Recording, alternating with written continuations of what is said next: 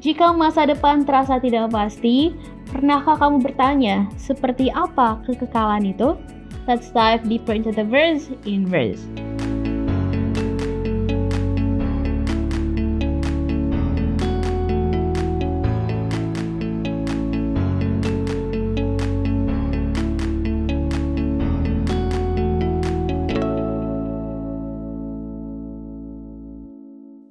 Selamat datang di podcast Bible Study in Verse, dan tidak terasa kita sudah sampai pada episode ke-13 dalam seri pelajaran bertumbuh dalam hubungan dengan Tuhan. Dan episode kali ini kita akan belajar dengan judul Menuju Kekekalan, dan kita belajar dari Wahyu pasal 21 dan 22. E-book seri pelajaran kita dapat Anda unduh melalui tautan yang ada di deskripsi video ini, dan kami juga mau mengingatkan bahwa versi cetak untuk triwulan depan sudah bisa Anda dapatkan dan bisa Anda pesan melalui Departemen Sekolah Sahabat Jemaat Anda masing-masing, seperti Anda memesan pelajaran sekolah sahabat lainnya. Dan saya tidak sendiri, saya bersama dengan Kak Gary, Kak Kevin, dan juga Pendeta Evan. Shalom. Shalom. Oke, Kak Kevin boleh pimpin dalam doa. Mari kita bersama dalam doa. Bapa di surga, ketika kami akan mempelajari firman-Mu, kiranya Tuhan berbicara kepada kami, supaya kami boleh belajar dan boleh mengaplikasikannya dalam kehidupan kami sehari-hari. Terima kasih Tuhan, dalam nama Yesus kami berdoa. Amin. Amin. Kita belajar dari Wahyu pasal 21 dan 22. Kami akan bacakan pasal 21 ayat 1 sampai 4. Sahabat Inverse boleh membacakan selengkapnya di rumah. Wahyu pasal 21 ayat yang pertama. Lalu aku melihat langit yang baru dan bumi yang baru, sebab langit yang pertama dan bumi yang pertama telah berlalu dan laut pun tidak ada lagi. Dan aku melihat kota yang kudus, Yerusalem yang baru turun dari sorga, dari Allah, yang berhias bagaikan pengantin perempuan yang berdandan untuk suaminya. Lalu aku mendengar suara yang nyaring dari tahta itu berkata, "Lihatlah, kemah Allah ada di tengah-tengah manusia, dan ia akan tinggal bersama-sama mereka. Mereka akan menjadi umatnya, dan Allah sendiri akan menyertai mereka sebagai Allah mereka. Dan Ia akan menghapus segala air mata dari mata mereka, dan maut tidak akan ada lagi. Tidak akan ada lagi perkabungan atau ratap tangis atau duka cita, sebab segala sesuatu yang lama itu telah berlalu." Oke, di pelajaran pekan ini kita bicara tentang masa depan ya, future. Kalau misalnya tadi ngobrol-ngobrol sama Kak Gary, sama Kak Kevin ya, sama pendeta juga, rasanya masa depan di sekarang ini rasanya nggak pasti. Kita mau hidup dimanapun itu nggak ada yang benar ya. Kita mau hidup Gak ada yang aman. nggak ada yang aman gitu. Kita mau pindah ke belahan dunia manapun, semuanya rasanya itu lebih bahkan kalau kata Kak Gary ini lebih dari COVID ya, situasi saat ini ya, karena perang dan lain-lain sebagainya itu. Nah, kita belajar tentang masa depan pendeta, khususnya tentang masa kekekalan dan surga. Mengapa pengharapan tentang kekekalan ini sangat penting untuk menjaga hubungan kita dengan Tuhan, sebagaimana tema kita sepanjang triwulan ini. Iya. Oke, jadi ini pelajaran kita yang terakhir untuk triwulan ini ya, episode Betul. yang terakhir. Jadi biasanya yang terakhir ini adalah puncak, kesimpulan dari kenapa kita perlu bertumbuh. Karena kita memiliki dan meyakini ada sebuah pengharapan, kekekalan yang akan datang, tidak hari ini. Tapi jangan lupa, pengharapan akan kekekalan ini yang kita nantikan di waktunya, ini mempengaruhi cara hidup kita sekarang, mempengaruhi semangat kita, bagaimana kita hidup hari ini. Walaupun sesuatu yang kita harapkan di depan, tapi itu harus mempengaruhi kita punya kehidupan sekarang. Bahwa kita tidak hanya fokus kepada pergumulan kita, tidak hanya fokus kepada kondisi seperti yang tadi diharapkan, karena kita melihat dan kita meyakini ada satu janji Tuhan bahwa kondisi yang kita alami hari ini bukanlah kondisi yang selama-lamanya, tapi ada satu kondisi yang selama-lamanya yang akan kita nikmati, yaitu hidup kekal di dalam kerajaan sorga. Dan amin. Dan kitab Wahyu itu menggambarkan umat Tuhan itu sebagai orang-orang yang mengikuti anak domba ya. Anak domba kemana saja ia pergi. Nah, kenapa mengikut anak domba ini perlu dimulai dari sekarang, sejak kita di bumi ini? Ya, jadi sama seperti pendeta tadi bilang ya, bahwa kenapa kita perlu memiliki hubungan mulai dari sekarang? Karena kalau kita tidak terbiasa berhubungan dengan Tuhan, dari kita sekarang di dunia, kita nggak akan punya pengharapan, nggak akan merasa bahwa di surga itu akan menjadi pengharapan yang indah, gitu. Karena kita nggak biasa, nggak membayangkan sesuatu yang kita bisa lihat itu kalau nggak dari sekarang, gitu kan. Jadi dengan pengalaman kita sekarang di dunia ini dengan Yesus, itulah sebagai istilahnya kita mencicipi, gitu ya, keadaan surga di dunia nanti, di dunia baru yang nanti ya, gitu kan. Nah itu kenapa pentingnya kita perlu persiapan dari sekarang, karena nanti supaya kita ada di sana, kita udah nggak kaget lagi, kita udah siap dengan keadaan sukacita yang ada di surga itu, gitu. Jadi Tuhan itu nggak memaksa. Kenapa saya bilang begini? Pernah nggak terpikirkan kalau kita pernah salah, terus kita tuh kalau kita salah tuh rasanya tuh nggak enak banget sama orang-orang di sekitar kita yang mungkin ya mereka nggak salah gitu. Jadi sama seperti misalnya orang benar, kalau misalnya apa kita orang baik-baik gitu kan, secara tanda kutip ya, bisa dilihat bisa seperti ya orang baik lah. Terus kita ditaruh di tempat di antara orang-orang jahat, ya kan? Apakah kita merasa nyaman? Sebaliknya juga orang jahat juga kalau ditaruh di antara orang-orang baik juga dia mungkin akan merasa nggak nyaman itu, karena saya nggak biasa ini sama orang-orang seperti ini. Saya nggak biasa dengan gaya-gaya hidup mereka seperti ini. Nah, begitu juga dengan surga nanti. Tuhan nggak mau paksa orang yang udah biasa misalnya melakukan segala kejahatan, lalu ditaruh di tempat yang nggak ada lagi yang biasanya dia suka gitu kan, yang dia senangi, yang dia emang merasa nyaman di sana gitu kan. Jadi Tuhan nggak akan bisa paksa. Itulah sebabnya kenapa kita harus bersiap-siap di sini untuk bisa mengikuti anak domba itu di sana. Dan dalam Wahyu 21 dan 22 ini Yohanes juga menggambarkan Tuhan itu Tuhan yang bersatu dengan umatnya seperti pernikahan, dengan pernikahan ya. Mengapa gambaran pernikahan ini adalah gambaran yang paling pas, paling kuat untuk menjelaskan hubungan Tuhan dengan umatnya, Pendeta?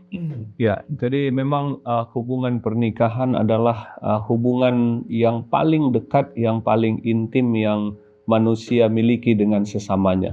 Jadi itulah yang dibuat menjadi gambaran antara Kristus dengan kita, umatnya. Itu sebabnya Paulus katakan Yesus itu sebagai mempelai laki-laki, kita mempelai wanita. Jadi memang hubungan pernikahan suami dan istri itulah hubungan yang paling intim, yang paling kudus, yang paling suci, yang pernah ada di dunia ini sebagai sebuah gambaran atau refleksi daripada kasih, komitmen untuk hidup bersama di dalam semua keadaan. Dan ketika hari kekekalan itu tiba, saya pikir ini adalah puncak dari hubungan yang kita sudah bangun mulai hari ini dengan Tuhan. Karena di dalam tempat yang Dia sediakan tadi yang kita sudah baca, kita akan hidup secara fisik selama-lamanya tinggal dengan Yesus sebagai mempelai pria yang tadi Paulus katakan. Jadi di dalam kerajaan Tuhan yang Dia sediakan itu adalah puncak dari hubungan kita. Tapi hubungan itu sudah harus dimulai dari sekarang ya. Tadi sudah dibahas. Tapi puncaknya itu kita akan ya ketemu fisik dengan fisik. Saya percaya di sorga kita dengan Tuhan.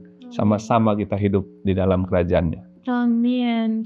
Dan janji Tuhan ya dalam Wahyu 21 Yohanes juga tuliskan bahwa Ia akan menghapus segala air mata ya, ratap tangis, duka cita ya tadi ya.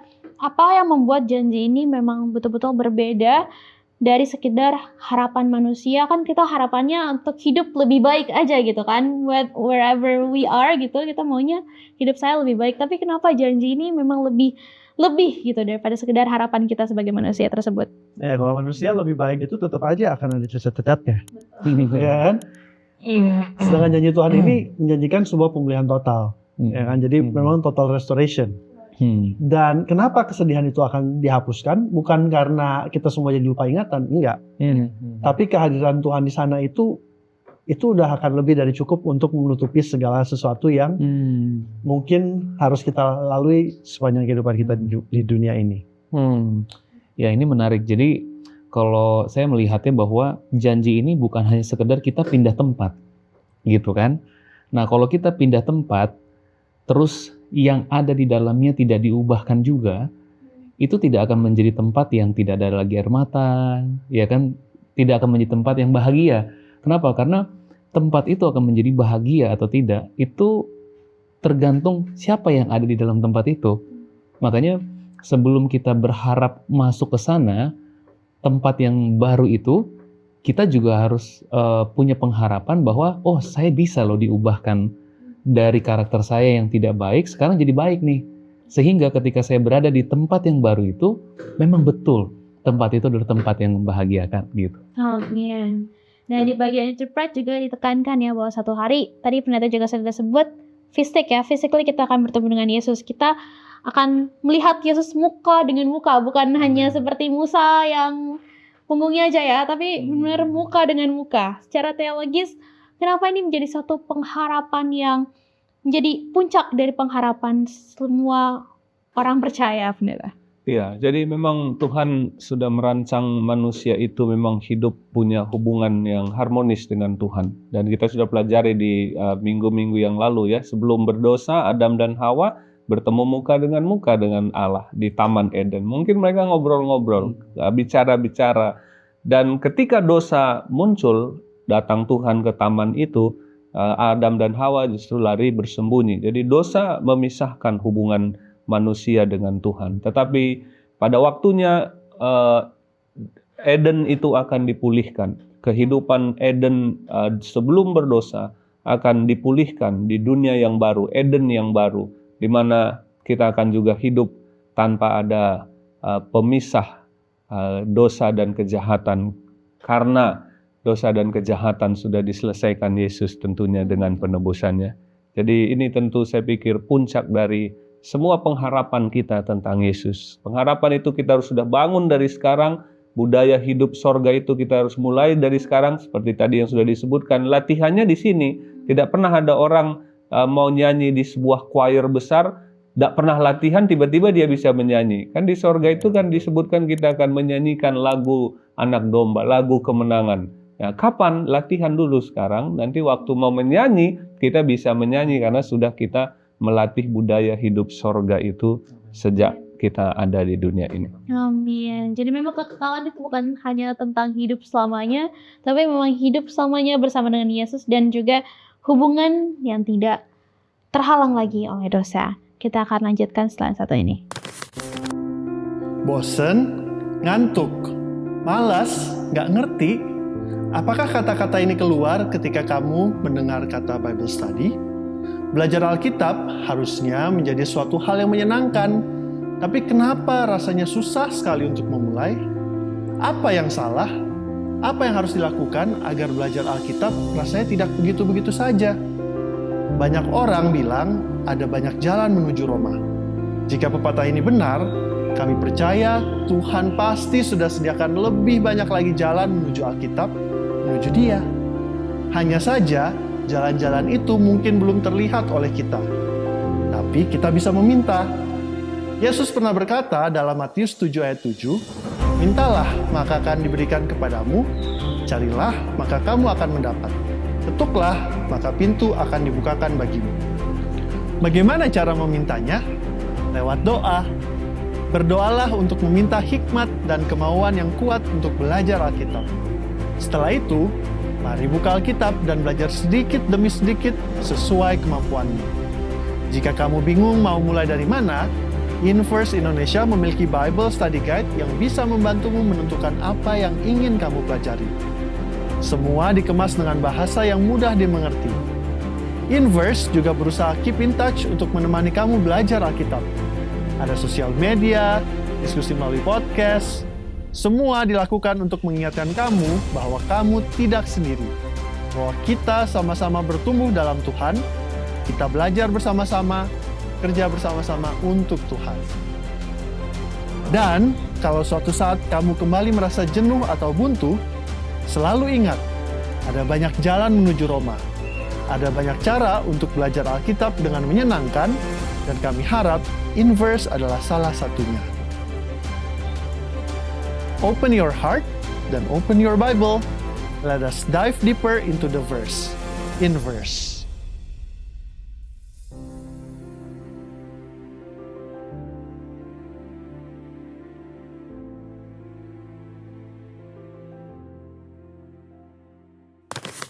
Terima kasih sahabat Inverse untuk tetap bersama-sama dengan kami. Mari kita lanjutkan dengan sisi yang lebih praktis ya.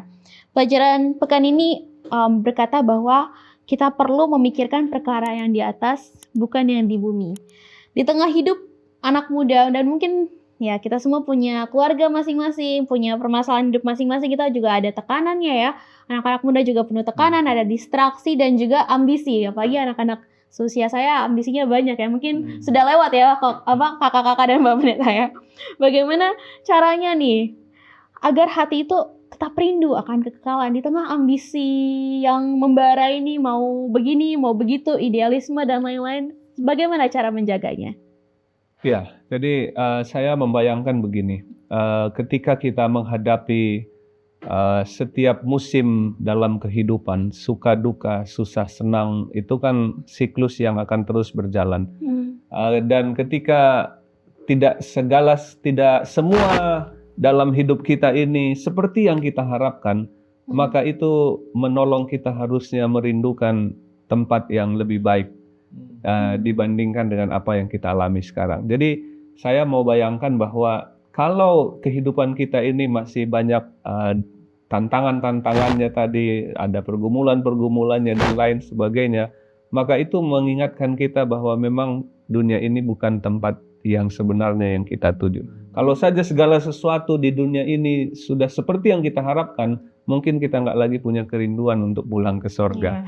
Karena semua sudah seperti yang kita harapkan. Udah enak sekali di sini. Jadi saya mengajak kita berpikir begitu. Jadi kalau ada distraksi dan lain sebagainya, ya anggap aja itu melatih kita supaya tetap punya kerinduan.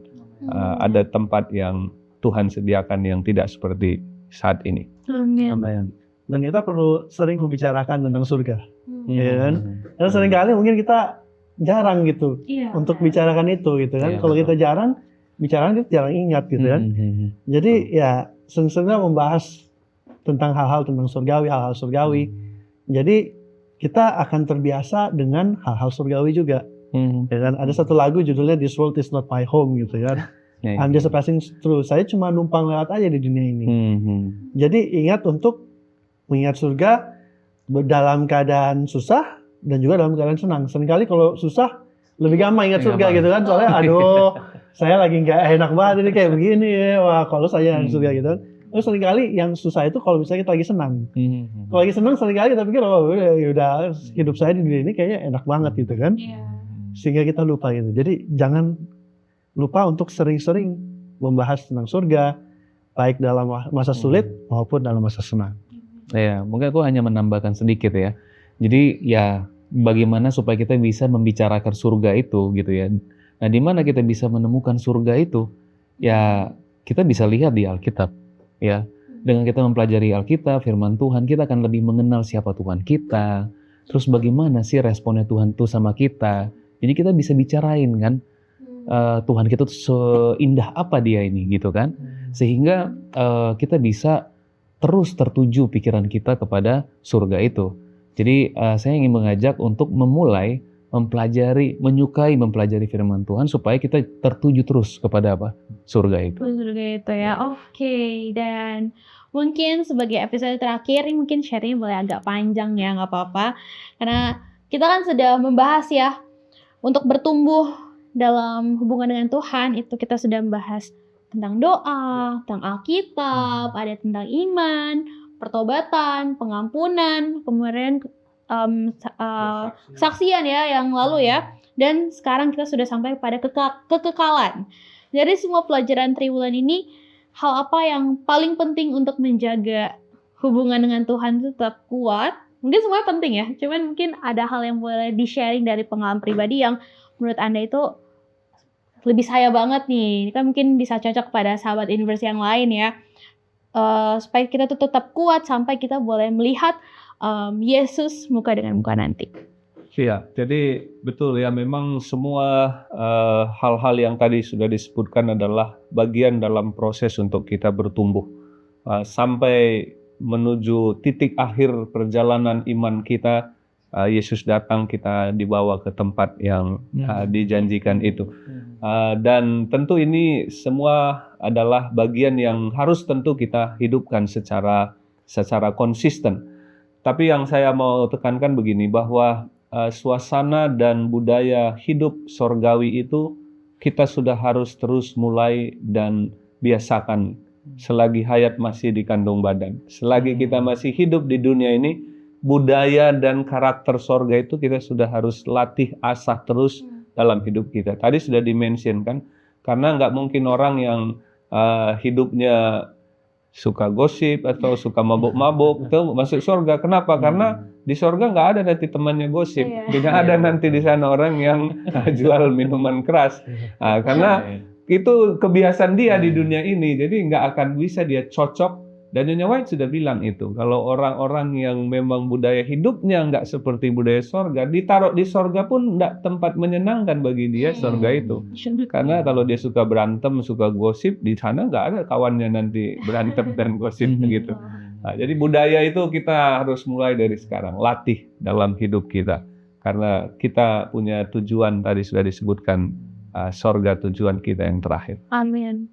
Jadi kalau kita bicara soal iman, ya kan, ada cerita waktu itu di Alkitab bagaimana waktu itu ada orang kaya yang muda, dia tanya apa yang aku bisa lakukan untuk bisa diselamatkan, ya kan, supaya bisa dapat hidup kekal, ya kan. Terus dia kasih tahu, terus Yesus bilang kamu harus jual harta, satu hal kurang, jual harta. Terus dia pergi sedih. Terus murid-muridnya pada bilang, wah, waktu itu Yesus juga bilang susah banget nih orang kaya masuk ke dalam kerajaan Allah, ya kan, lebih gampang seorang unta masuk ke dalam lubang jarum, katanya. Terus murid-murid Yesus pada tanya kan, kalau gitu siapakah yang dapat diselamatkan, ya kan? Terus Yesus jawabnya begini, apa yang tidak mungkin bagi manusia mungkin bagi Allah. Jadi itu tuh harus menyadari juga bahwa keselamatan itu adalah sesuatu yang tidak mungkin untuk manusia, ya kan? Tapi mungkin bagi Allah. Jadi jangan kita lepas genggaman kita dari Allah. Jangan kita lepas genggaman kita dari Tuhan Yesus yang bisa membantu kita untuk beroleh keselamatan itu mulai dari hidup kita di dunia ini. Seringkali kita pikir, aduh, saya nggak mungkin renungan setiap pagi, ya kan? Ya mungkin nggak mungkin. Kita mungkin harus akui bahwa tidak mungkin dengan kekuatan kita sendiri. Kita bisa lakukan itu. Tapi ada Allah yang mungkin. Jadi mintalah bantuan sama Tuhan yang mungkin itu supaya kita bisa dimungkinkan beroleh keselamatan itu. Amin, amin. Ya, aku setuju bahwa ketika sesuatu keselamatan itu memang bukanlah sesuatu hal yang mungkin buat kita manusia, kan. Nah, bagi aku lihat di pelajaran kita kali ini yang membuat kita bisa bertahan sampai keselamatan itu betul-betul jadi bagian kita, yaitu ketika kita mau mengikut anak domba itu kemana dia pergi, gitu kan. Nah, itu nggak mungkin, tapi bagi Tuhan mungkin kan. Nah, gimana yang tidak mungkin itu jadi mungkin? Kalau saya berpikir apa intinya supaya saya bisa menurut dan mengikut Tuhan? Kalau bagi saya, ya saya akan menurut kepada Tuhan kalau saya ini merasa dikasihi sama Tuhan, gitu. Nah, jadi kayak tadi, bagaimana sih kok saya nggak bisa konsisten nih untuk mau renungan pagi aja nggak konsisten gitu. Tapi kalau saya merasa bahwa saya dikasihi sama Tuhan, saya akan membuat waktu renungan pagi itu akan menjadi waktu di mana saya menerima kasih Tuhan itu. Jadi mau nggak mau, oh ya udah mau jam 5 atau jam 6 gitu ya, oh saya pasti mau ketemu Tuhan nih yang mengasihi saya kan. Nah, jadi itu akan menjadi lebih konsisten, kira-kira seperti itu. Amin. Dan sebelum kita tutup, satu langkah konkret apa yang bisa kita ambil minggu ini untuk merespons undangan marilah dan bersiap untuk kekekalan itu? Ya, jadi sahabat-sahabat orang muda, dimanapun kita berada, kita perlu terus bertahan dalam iman, setia di dalam iman, walaupun tidak mudah, tidak gampang, tapi Tuhan berjanji memberi kita kemampuan, memberi kita kekuatan, sampai pada akhirnya bagi mereka yang bertahan sampai akhir, kata Tuhan, Ia akan mendapat bagian di dalam kerajaan sorga yang kita nantikan itu. Jadi itulah panggilan bagi kita semua tetap bertahan, tetap setia, walaupun tidak mudah, penuh pergumulan, karena pertama Tuhan yang memampukan melewatinya, dan bagi mereka yang mampu melewatinya setia sampai akhir, janji Tuhan di Wahyu 21-22 ini menjadi bagian kita semua. Amin. Terus saya mungkin minggu ini ceritakanlah kepada seorang teman ya, satu hal tentang indahnya surga, supaya itu akan membantu mereka yang sedang berjuang, dan juga itu akan meningkatkan rasa haus kita untuk air yang hidup. Soalnya Yesus sudah menanti kita untuk kekekalan. Amin. Kalau aku hanya mengingat satu lagu, Pandanglah pada Yesus. Ya. Jadi surga bukanlah hanya sekedar tempat yang baru, tapi surga itu adalah tempat di mana ada Yesus di dalamnya. Jadi saya ingin mengajak untuk kita setiap kali, setiap hari, pandanglah Yesus itu sebagaimana firman Tuhan menjelaskan sebagai juru selamat yang setia bagi kita, supaya kita merasa bahwa kita dikasihi, sehingga ketika kalau kita jatuh, oh saya tahu saya harus bangun, karena ada Tuhan yang mengasihi saya. Amin. Puji Tuhan, Pak Pendeta boleh tetap di dalam doa. Oke, mari kita berdoa. Kami bersyukur Tuhan untuk pembelajaran firman Tuhan yang kami boleh diskusikan, sharing satu dengan yang lain untuk menguatkan iman kami dan menolong kami bertumbuh terus di dalam perjalanan iman dan hubungan kami dengan Tuhan. Kami bersyukur Tuhan memberikan janji pengharapan bagi kami semua, terutama puncak pengharapan dari semua perjuangan iman kami, bahwa Engkau sediakan tempat yang indah dalam hidup kekal di dalam dunia baru, dalam kerajaan sorga pada waktunya. Biarlah ini menjadi pengharapan kami dan juga menolong kami untuk bertumbuh dan hidup di dalam kehendak Tuhan. Sertai kami semua Tuhan, dalam nama Yesus kami berdoa. Amin. Amin. Terima kasih banyak untuk Pendeta Evan, Kak Kevin, dan Kak Gary, serta seluruh sahabat Inverse yang telah mengikuti episode terakhir di triwulan ini, episode ke-13 ini. Demikianlah akhir seri ini ya, bertumbuh dalam hubungan dengan Tuhan. Namun perjalanan kita dengan Tuhan tidak berhenti sampai di sini saja. Tujuan kita adalah kekekalan, dan kita akan muka dengan muka nanti bertemu dengan Yesus dan hidup bersama-sama selamanya. Dan secara pribadi, saya Alicia Terok sebagai host podcast Inverse Uni Indonesia Kawasan Tengah ingin pamit undur diri, karena ini merupakan pelayanan saya yang terakhir sebagai host Inverse, dan saya tetap berharap sahabat Inverse boleh setia belajar pelajaran-pelajaran Inverse bersama dengan podcast Inverse pastinya, dan juga selamat belajar di triwulan yang baru, episode baru dengan host yang baru pastinya. Tuhan Yesus memberkati. And remember to always dive deeper into the verse. Inverse. Bye.